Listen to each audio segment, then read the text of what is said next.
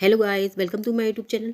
Friends, आज हम MP ADPO के संदर्भ में कुछ जो इंटरव्यू में क्वेश्चन पूछे जाते हैं उनके आंसर्स में आपको बताऊंगी कि आपको कैसे देना है। जैसे इसमें पहला क्वेश्चन आपके सामने है, न्यायालय के सामने प्रमुख चुनौतियां क्या क्या हैं। तो इस क्वेश्चन का आंसर आपको कैसे देना है, क्या क्या चीज़ें आप इसमें बता सकते हैं, तो आप नोट डाउन कर लीजिएगा।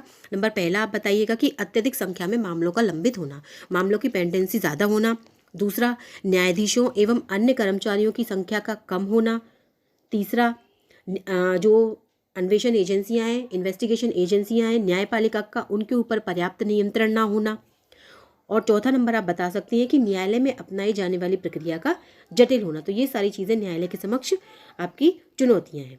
फिर अगला क्वेश्चन है आपका कि नीति निर्देशक तत्व और जो मूल अधिकार है उनमें अंतर क्या है। तो इनमें कुछ अच्छा आपको जवाब देना है। इंटरव्यू बोर्ड जो है वो आपसे एक अच्छे आंसर की एक्सपेक्टेशन करता है, ये नहीं कि आप सिंपल सा कोई आंसर उनको दे दीजिए। तो जैसे मैं आपको कुछ डिफरेंस बताऊंगी, तो अगर आपको अच्छे लगे तो आप वो भी उनको आंसर दे सकते हैं। जैसे पहला कि जो मौलिक अधिकार हैं वो व्यक्तियों के अधिकारों के लिए और नागरिकों के अधिकारों के लिए हैं। जो आपके नीति निर्देशक तत्व हैं वो समाज की भलाई के लिए हैं। फिर दूसरा अंतर हम क्या बता सकते हैं, जो मौलिक अधिकार हैं, फंडामेंटल राइट हैं, ये सरकार के महत्व को घटाते हैं, जबकि नीति निर्देशक तत्व सरकार के अधिकारों को बढ़ाते हैं। फिर आप तीसरा अंतर बता सकते हो कि यह अधिकार नागरिकों और व्यक्तियों को स्वतः प्राप्त हो जाते हैं। फंडामेंटल राइट्स जो है, मूल अधिकार जो है, जन्म लेते ही व्यक्ति को प्राप्त हो जाते हैं। फिर नीति निर्देशक तत्व में क्या कहेंगे हम, या राज्य सरकार के द्वारा लागू कराने के बाद ही नागरिकों को प्राप्त होते हैं। तो इस तरीके से आप ये तीन अंतर आप बताएंगे तो ये थोड़े से अलग हैं। ये जो आप वैसे उसका अंतर बताते, जैसे आप बोलते कि ये भाग 3 में दिए हैं, फंडामेंटल राइट्स नीति निर्देशक तत्व भाग 4 में दिए हैं, तो ये जनरली सभी देते हैं। दूसरा अंतर आप ये बताते कि मूल अधिकारों को लागू करवाया जा सकता है, लेकिन जो नीति निर्देशक तत्व है उनको लागू नहीं करवाया जा सकता। तो ये भी आपके सिंपल सा ही आपका आंसर रहेगा।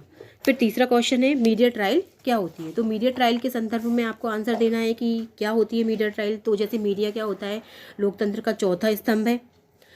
तो होता क्या है बेसिकली ये कि कोई भी अगर ऑफेंस हो जाता है तो अपराध हो जाने के पश्चात मीडिया के द्वारा उसमें क्या किया जाता है, इंटरफेयर किया जाता है, और वो क्या करते हैं, उस मामले पर निष्कर्ष निकालते हैं। तो जो भी वो निष्कर्ष निकालते हैं, एक तरीके से वो मीडिया के द्वारा क्या होता है, उस केस में निर्णय प्रदान करने के जैसा होता है। और कभी कभी क्या होता है, मीडिया ट्रायल के कारण कई बार गलत सार्वजनिक राय क्या हो जाती है, कायम हो जाती है, और आरोपी जो है वो एक तरीके से पूर्व धारणा से ग्रसित हो जाता है, प्रेजुडिस उसके अगेंस्ट धारणा बन जाती है कि उसने ही अपराध किया है। तो इसी तरीके से मीडिया के द्वारा क्या होता है कि किसी भी मामले में इंटरफियर करने के बाद जो भी निष्कर्ष वो निकालते हैं तो वो क्या हो जाती है, मीडिया ट्रायल हो जाती है। इसके बहुत सारे केसेस देखे होंगे, जैसे अभी सुशांत सिंह का केस ही था लेटेस्ट, ठीक है, आर्यन सिंह का केस था लेटेस्ट। तो इस तरीके के जो आपके केसेस थे उनमें मीडिया ट्रायल हुई थी।